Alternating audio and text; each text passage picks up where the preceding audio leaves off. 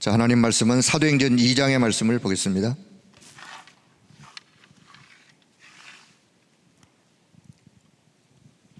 사도행전 2장 42절부터 마지막 절인데요.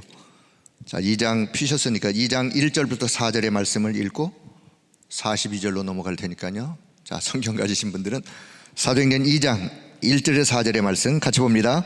오순절 날이 이미 이르매 그들이 다 같이 한 곳에 모였더니 호련히 하늘로부터 급하고 강한 바람 같은 소리가 있어 그들이 앉은 온 집에 가득하며 마치 불의 혀처럼 갈라지는 것들이 그들에게 보여 각 사람 위에 하나씩 임하여 있더니 그들이 다 성령의 충만함을 받고 성령이 말하게 하심을 따라 다른 언어들로 말하기를 시작하니라. 아멘. 자, 마가다락방 교회의 모습입니다. 자, 42절부터 마지막 47절 42절부터 같이 봅니다. 그들이 사도의 가르침을 받아 서로 교제하고 떡을 떼며 오로지 기도하기를 힘쓰니라. 사람마다 두려워하는데 사도들로 말미암아 기사와 표적이 많이 나타나니 믿는 사람들이 다 함께 있어 모든 물건을 서로 통용하고 또 재산과 소유를 팔아 각 사람의 필요를 따라 나눠주며 날마다 마음을 같이하여 성전에 모이기를 힘쓰고 집에서 떡을 떼며 기쁨과 순전한 마음으로 음식을 먹고 하나님을 찬미하며 또 온 백성에게 칭송을 받으니 주께서 구원받는 사람을 날마다 더하게 하시니라. 아멘. 자, 오늘 이 아침에도 귀한 시간 보호자의 은혜를 사모하며 새벽을 깨우시는 우리 모든 성도 여러분을 주의 이름으로 축복합니다. 또 각 현장에서 또 비대면으로 또 귀한 시간 동참한 우리 모든 성도들에게도 또 동일한 하나님의 은혜가 넘쳐나기를 바라겠습니다. 자, 오늘 기도수첩 이 내용은 초대교회의 모습, 초대교회 성도들은 어떻게 했는가. 자, 오늘 이 아침에는 우리 교회를 두고 기도하는 그런 시간에 가장 정확한 또 하나님이 주시는 참된 기도 제목을 발견할 수 있는 그런 시간이라고 생각을 합니다. 자, 세계를 정복했던 초대교회. 자, 초대교회는 세계를 정복했는데 어떻게 세계를 정복했느냐? 결론의 말씀을 드리겠지만 초대교회는 매일 항상 늘 138의 언약을 붙잡고 24 했어요. 답은 간단해요. 초대교회 성도들은 매일매일 무엇을 해도 늘 138의 언약을 붙잡고 24 했더니만 그 말씀이 성취되어 현장이 살아나고 세계가 복음으로 회복되어지는 그런 역사. 자, 오늘 내용을 보면서 오늘 저와 여러분이 우리 교회가 어떤 교회가 되어지면 좋겠는가, 우리 성도님 여러분이 나는 어떤 신앙생활을 하나님 앞에서 하면 하나님 앞에 칭찬을 받겠는가, 여기에 대한 질문이 오늘 기도수첩 내용 속에 담겨 있으니까 잘 한번 보시길 바랍니다. 자, 초대교회는 지금 저와 여러분 우리의 형편보다도 좋았을까요? 나빴을까요? 어려운 정도가 말이 아니죠. 핑계를 대려고 한다면 지금 우리가 핑계 댈 수 있는 그 정도가 아니에요. 초대교회는 그런 어려운 상황 속에서도 세계를 정복했다는 사실을 본다면 이 복음은 생명이기 때문에 가능한 거예요. 하나님의 역사는 인간의 힘이 아니기 때문에 전 세계가 복음화된다는 것은 이거는 하나님의 힘이 아니고서는 성령의 능력이 아니고서는 불가능한 거예요. 그렇다면 오늘 저와 여러분이 믿는 이 신앙생활이요, 이게 어떤 분들은 신앙생활하는 이게 지금 내가 막는 거냐, 이게 진짜 신앙생활을 해야 되냐 말아야 되냐 고민 갈등하는 분들, 성경이 하나님이 우리에게 말씀해 주고 있는 이 부분에 분명한 답을 가지고 신앙생활을 하셔야 신앙생활에도 힘이 있는 거예요. 자, 그럼 우리 초대교회와 성도들을 보면서, 자, 서론 초대교회 제자들은 아무것도 할 수 없는 그런 상황이었어요. 그럼에도 불구하고 세계를 복음으로 정복했던, 세계 복음화했던 초대교회, 그들은 무엇을 가지고 신앙생활을 했느냐? 오늘 사도행전 2장 42절부터 사도행전 2장 전체 말씀에 보면 예배를 통해서 네 가지를 그들이 하게 되었는데, 자, 첫째는 사도의 가르침을 받았다 그랬어요. 사도의 가르침을 받았다, 그 말은 하나님의 말씀을 그들이 받으면서 말씀이 언약으로 각인되어지면서 그 말씀의 흐름을 잘 따라갔어요. 신앙생활 잘하는 성도 공통점, 하나님의 말씀을 언약으로 붙잡고 그 말씀의 흐름을 잘 따라가는 거예요. 두 번째는 그들이 서로 교제하며, 그 말은 뭐 서로 그냥 친근감 있게 성도끼리 지내며, 물론 그것도 교제의 한 부분이겠지만 받은 말씀을 같이 포럼하면서 영적인 유익함들을 함께 나누면서 성도가 응답을 받는 그 응답의 흐름 속에 있었어요. 자, 세 번째는 그들이 모일 때마다 떡을 떼며, 성찬식을 이렇게 표현한 거예요. 모일 때마다 성찬식은 그리스도의 십자가 사건, 왜 그리스도께서 십자가를 지셨느냐, 무엇을 위한 십자가였느냐, 십자가의 그 의미는 무엇이냐, 날마다 오직 복음 속으로 들어가는 그 복음의 능력을 체험하고 회복하는, 그래서 그들이 더 복음으로 충만해지는 그런 성찬식을. 자, 마지막으로 그들은 모여서 기도하기를 전혀 힘썼더라. 기도하기에 집중하는 기도의 흐름을 그 속에 있었어요. 그러니까 우리가 신앙생활하면서, 교회생활하면서 어떻게 교회생활하는 것이 올바른 힘있는 교회생활이냐, 오늘 초대교회 성도를 보면서 여기서 우리가 교훈을 얻으시면 돼요. 사도의 가르침을 받는 말씀 흐름 속에, 그리고 성도의 교제 속에, 날마다 복음의 흐름 속에, 날마다 기도 응답의 그 흐름 속에 있으면 그분은 분명히 신앙생활을, 승리하는 신앙생활, 힘있는 신앙생활을 해갈 수 있습니다. 자, 거기에 더불어 그들이 세 가지를 24 했는데, 초대교회는 세 가지, 무엇을 24 했느냐, 그게 바로 138의 언약이요. 감람원에서 주님이 마지막 강단으로 주셨던 언약의 말씀, 오직 그리스도, 오직 하나님의 나라, 오직 성령 충만, 이 언약을 그들은 붙잡고 24 하게 되었어요.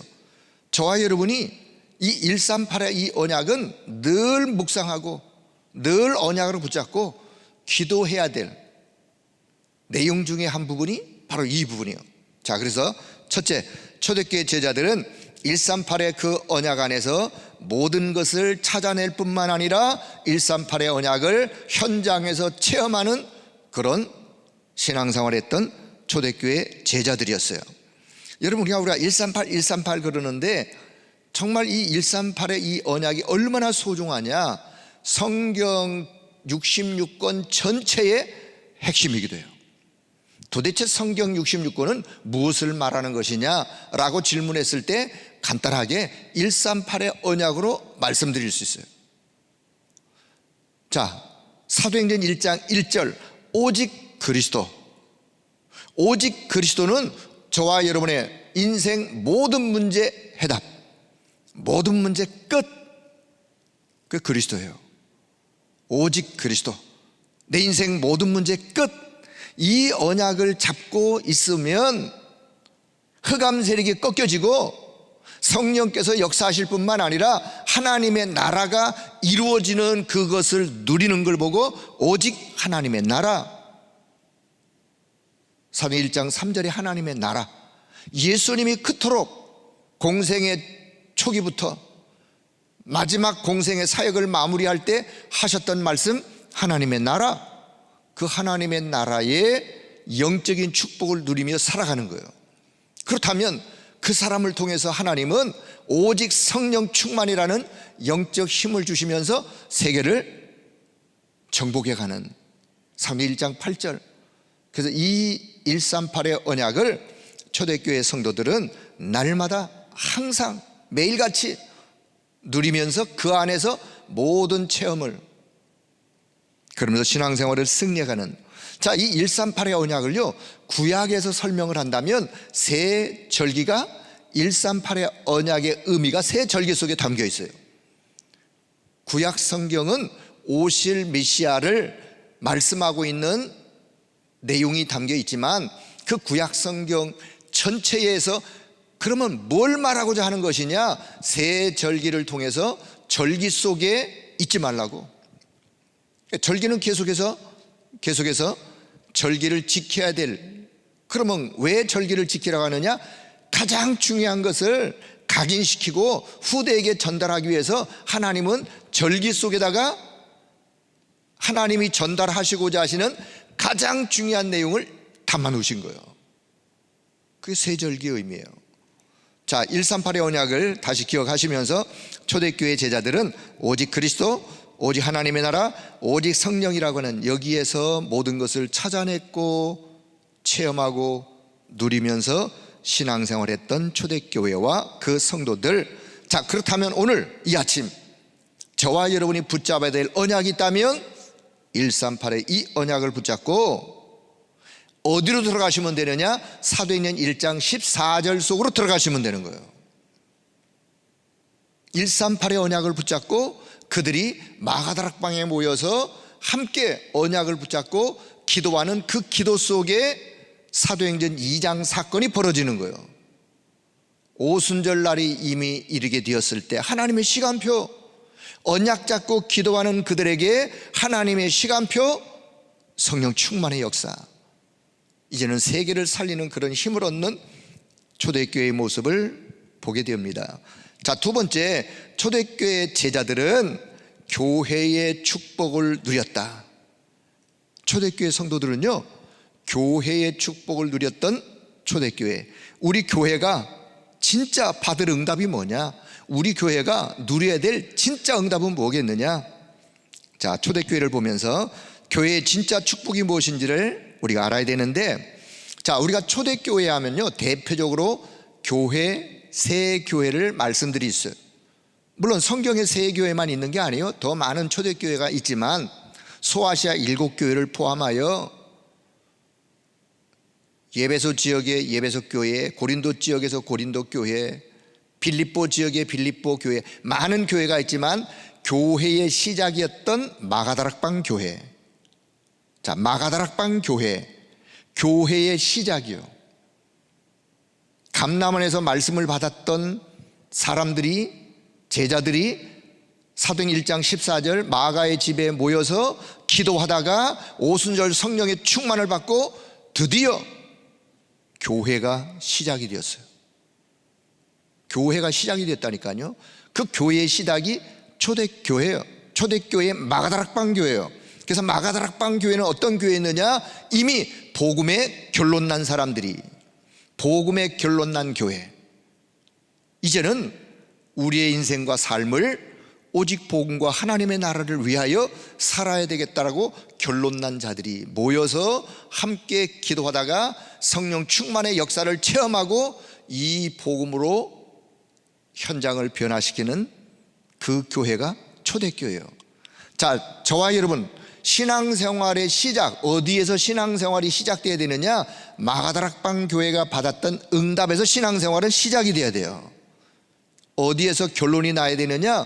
마가다락방 교회가 받은 응답에서 결론이 나야 돼요. 신앙생활의 결론이. 자, 두 번째 교회는 안디옥 교회예요. 안디옥 교회는 핍박 때문에 흩어진 자들이, 물론 마가다락방 교회에도 많은 핍박이 있었어요. 거기에 모였다.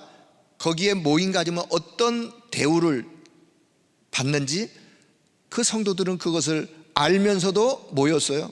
왜요? 그것이 하나님의 말씀이요 사는 길이었기 때문에. 자, 안디옥 교회는 흩어진 자들이 모였는데 그 흩어진 자들이 모여서, 자, 사도행전 11장 19절 이하의 안디옥 교회의 모습, 주의 손이 그들과 함께 했다. 그들이 모여서 예배를 드릴 때 하나님의 은혜가 그들 가운데 충만하여 하나님의 은혜가 충만한 그 모습이 보여졌다 그랬어요. 그리고는 큰 무리가, 많은 사람들이, 그 안디옥 교회가 그 지역의 플랫폼이요, 많은 사람들이 모여들 수밖에 없는 큰 무리가 돌아오는, 그리고 그들이 드디어 그리스도인이라는 별명이 붙었어요. 그리스도를 닮은 자들, 저들은 그리스도인이야, 이런 표현이요. 그리고는 그 시대에 큰 흉년이 들었음에도 불구하고 안디옥 교회 성도들이 경제의 응답을 받고 모교회했던 마가다락방 교회를 돕는 그런 경제의 하나님의 역사도 안디옥 교회의 그 응답이, 자, 그런 이 안디옥 교회가 사도행전 13장 1절에 4절에 보면 드디어 전도와 선교의 문을 여는 시스템을 갖추어서 이제는 전 지역을 복음을 증거하는 그런 일에 앞장섰던 교회가 안디옥 교회예요. 자, 마가다락방 교회는 교회의 시작이요, 복음의 결론이요.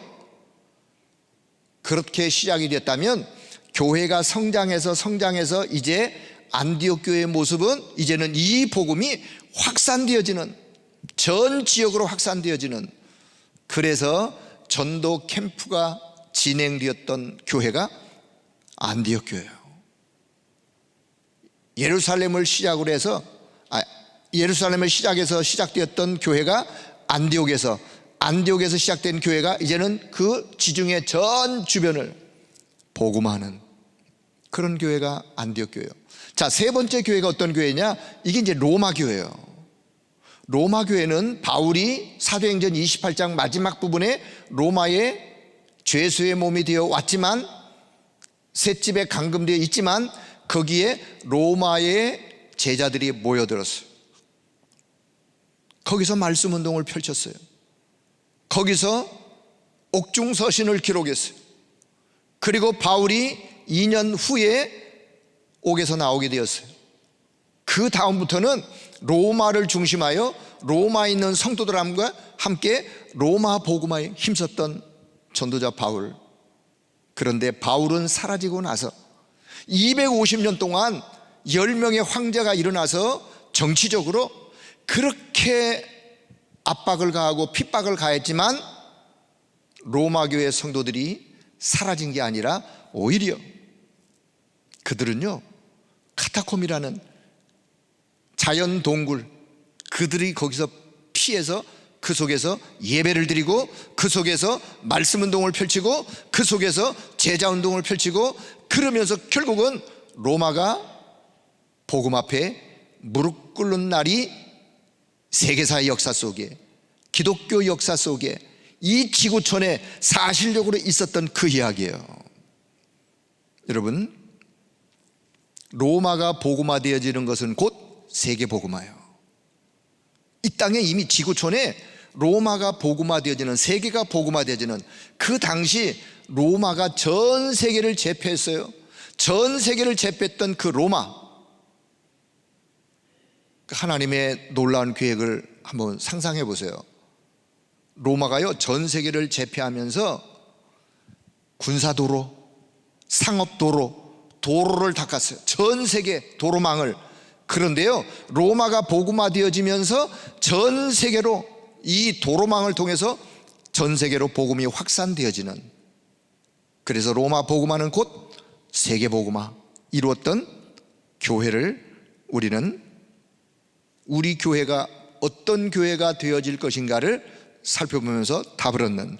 자, 그렇다면 초대교회와 성도들은 가장 중요한 것을 남겼는데 뭘 남겼는지, 우리가 그러면 남겨야 될 것이 무엇인지, 자, 뭘 남겨야 되느냐? 로마서 16장의 마지막 부분에 영세전에 준비됐던 그것, 숨겨뒀던 그것, 이제 나타냈던 그것, 영원히 남길 그것, 있을 그것, 그것을 우리는 남길 수 있어야 돼요. 그게 뭐냐?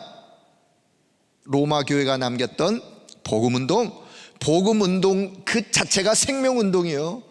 복음은 생명이기 때문에 이 복음운동이 생명운동. 그리고는 이 복음을 결국은 전할 사람들을 세워야 돼요. 그게 제자운동이에요. 그리고는 이것을 후대에게서 계속해서 지속되어질 수 있도록 하기 위해서는 렘넌트 운동, 후대를 책임질, 후대를 살릴 렘넌트 운동, 이것을 우리는 남길 수 있어야 돼요. 그래서 초대교회가 남겼던 세 가지: 생명운동, 제자운동, 렘넌트 운동. 이게 그럼 어디로 연결되어지느냐? 이게 곧 237을 살리는 237이에요. 237의 참된 말씀 운동을 통해서 그들을 영적으로 치유하는 치유요.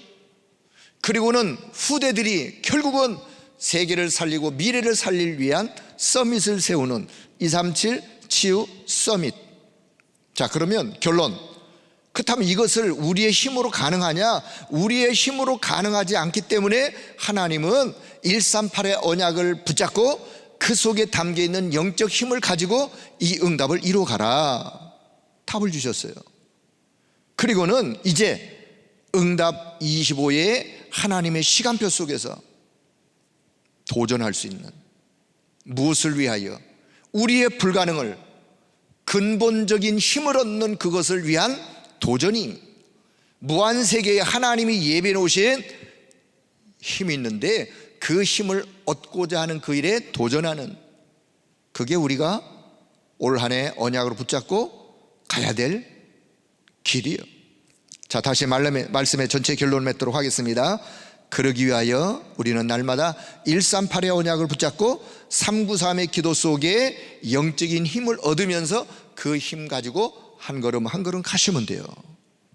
바라기는 우리 만서울교회와 우리 온 성도 여러분, 오늘 이 시대에 하나님이 우리 교회를 위하여, 우리를 위하여 하나님이 가장 원하시는 것이 있다면 이 복음의 능력, 복음의 축복을 가지고 내가 먼저 살고 현장을 살리고 세계를 살리는 그 일에 쓰임받기를 하나님이 원하세요. 우리 교회가 그 일에 쓰임을 받고 우리 모든 성도들이 그 일에 쓰임받는 초대교회와 초대교회의 제자들 같은 그런 응답이 교회와 우리 모든 성도 여러분에게 넘쳐나기를 주의 이름으로 축복합니다. 하나님 아버지, 은혜를 감사합니다. 우리를 이 축복의 대열 속에 서게 하시고 초대교회가 받았던 그 응답, 초대교회 성도들이 누렸던 그 하나님의 역사, 우리 교회와 우리 온 성도들이 누릴 수 있도록 주님이 역사하여 주옵소서. 감사드리며 우리 주 예수 그리스도의 이름으로 기도드리옵나이다. 아멘.